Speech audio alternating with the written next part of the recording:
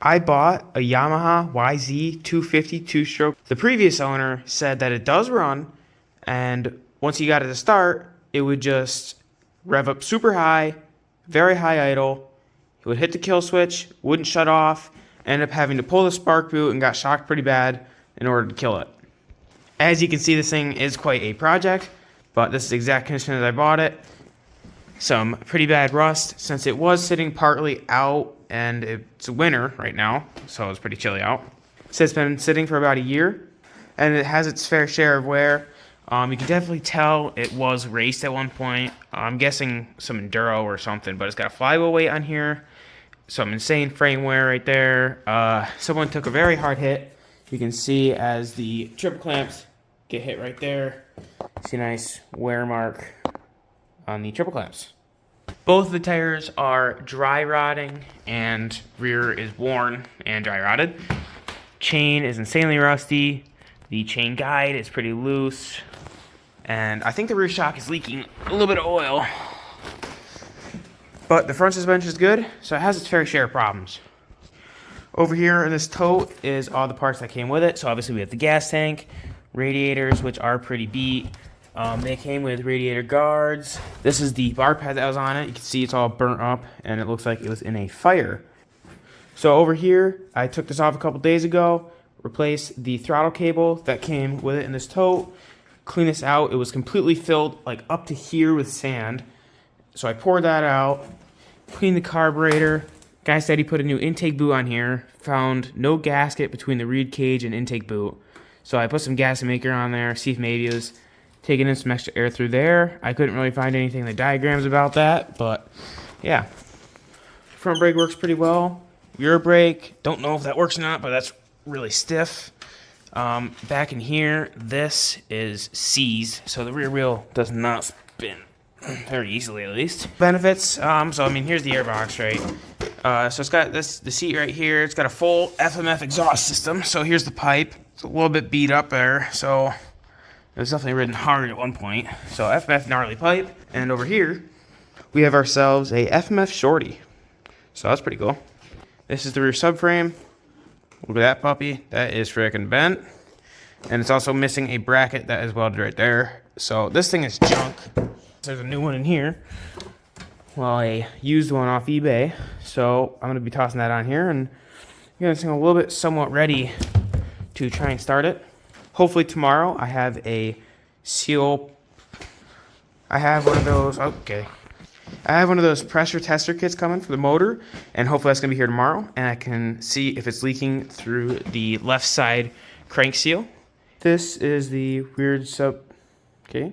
This is the bolt that was in the rear subframe. Does look kind of funky. I don't know if it's supposed to be like that, but maybe it is. And I'm just going to toss some grease on here and slide it in there. That bolt is completely stripped out and completely bent like that. I'm going to have to order an OEM one. This is off a 2001 YZ250, and this is a 2000. So I'll figure out a bolt for 2001. So as you can see, some stuff's been done to the 2000 YZ250. Quite a lot has been done, actually. So that's the old wheel. There's the old wheel. We got a crack in here. Let's see if I can find it. That is the crack in the rear rim. It goes all the way through. And then the front wheel right here has a really tiny one starting. So I decided, instead of just running those wheels, I took the front tire, the new one, off that one, which I already had it on there. And I bought a $400 KKE Racing rim set off of eBay. And got the rear wheel all mounted up here. New sprockets, new chain, all that good fun stuff here. But yeah, so there's been quite a bit done to this thing since the last time I filmed it. I even polished up the exhaust a bit, and I still got to change those fork guards.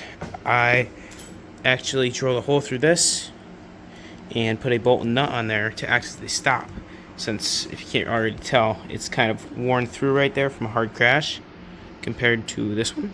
So now it actually stops. So I fixed that too.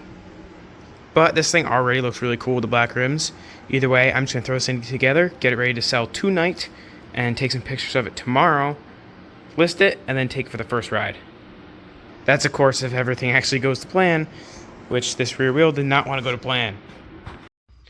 Well, as you can see, I haven't sold it yet. I was messing around with it, and I was going to take it for a ride.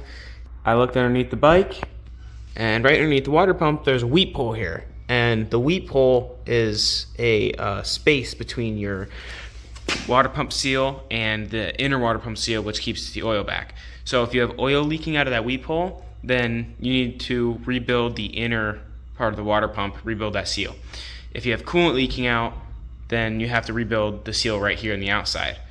And you have to take off the propeller and inner case and all that stuff. I ended up seeing some oil leaking out of there, just a couple small drops, but that's a problem. Before it gets bad, let's rebuild it. So pretty much what I gotta start by doing is take off the kickstart and take off this water pump cover, take off the hose. I'm gonna drain the coolant back into a coolant container so I can hopefully reuse it. And once the coolant's all drained out, I'll take off the case cover right here and let all the oil drain out. Basically do an oil change. So I kind of just have it draining out like this right now with the bolt partly out. I don't have it all the way out because when you do, it's going to shoot coolant straight at you like over here. So I got this sitting on the stand. I'll just let this fill like this for now until the stream pretty much stops. So there we go. All the coolant's fully drained out. That's about how much came out of there. Just about half of a coolant bottle there. So yep, make sure you take the cap off. If the cap is still on there, you can't get it to actually come out. So all right, well, let's get this cover off here. Let's get this kicker off. Oh, that was not very tight. It's actually probably a good thing we're doing this. Holy, that's rusty. Jeez, this thing has been apart in years. The real question is, will the kicker come off? That's gonna be, I have to. Took a little bit of struggling there, but I got the kicker off. I ended up just spraying some PB Blaster onto these threads.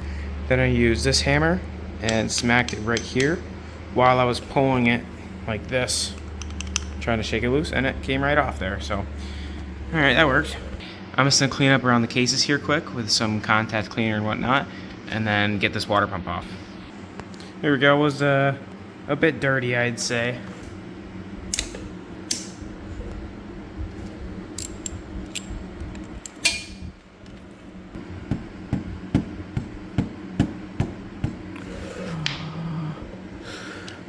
Pull these out. Let's get this thing all the way off. There we go. And there's the Boyson water pump cover. That looks a little rusty. This is only torqued to 10 foot-pounds. So yeah, don't over torque that. Taking off the brake pedal here to get a little more room. I guess someone didn't lube that. Well, there we go. Got the case popped off right there, the case cover. Clutch has been filed down once before, but still good and usable. There's the primary gear. Just gonna look around at all the gear teeth, make sure everything's solid in here. And it appears to be. Make sure also when you take the cover off that you unbolt the linkage right here. I had to take off the linkage cover, and thankfully the little paper gasket right here did not rip, so I can still reuse this. But yep, the YZ250 is all put together. Got the clutch cover back on. Did have some problems with the Boyson cover leaking, so I had to take the cover off, and I covered the thing with gasket maker.